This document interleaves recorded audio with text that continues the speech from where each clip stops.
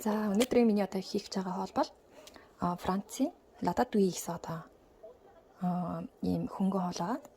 За ямар орчдордог вэ гэдэг юм бол помидор, за эднийхэр кажи, тэгээд хубаг, за мөг, чиз, за тэгээд томат суус ордог байгаа.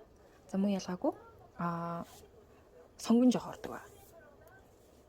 За би тэгээд та бүхэндээ хийж үзүүлээ. Хийх хоол маань одоо амийн вок догоон дээрээ хаа махны суйг хийж үзүүлээ. За ингээд сонгон нүглээд ингээд ирчихсэн. Ирчихсний одоо орно гэдэг. Тавиад маш амархан. За тэгээд дэлгүүрт ийм одоо хаа мах байдаг шүү дээ тий. За ингэж тавиад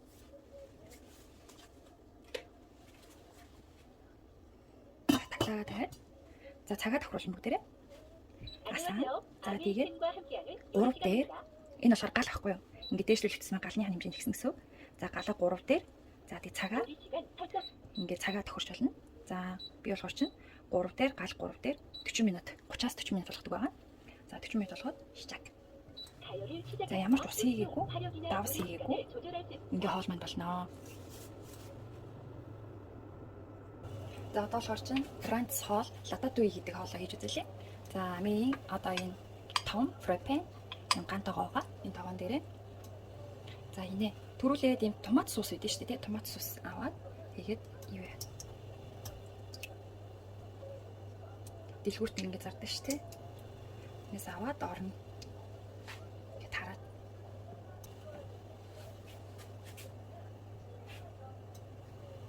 Тэрүүний дараа болохоор чинь яаж хийх вэ гэх юм бол томато, за тэгээд энэ кажи, түрүүний миний хийгэрсэн ногоонууд, за тэгээд энэ болохоор хууба, тэгээд энэ босоод ингээд идрийгээ ингэж үрч ингэж тавьдаг байгаа.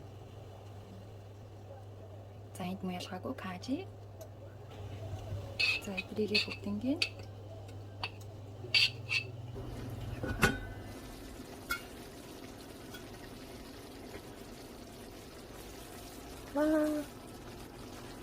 맛있겠다. 자, 인데에서 거의 치즈에 우리 딕스 임재기를 대줘서 오늘의 선거 임스티치나 자, 이거 허유 뚫린 치즈에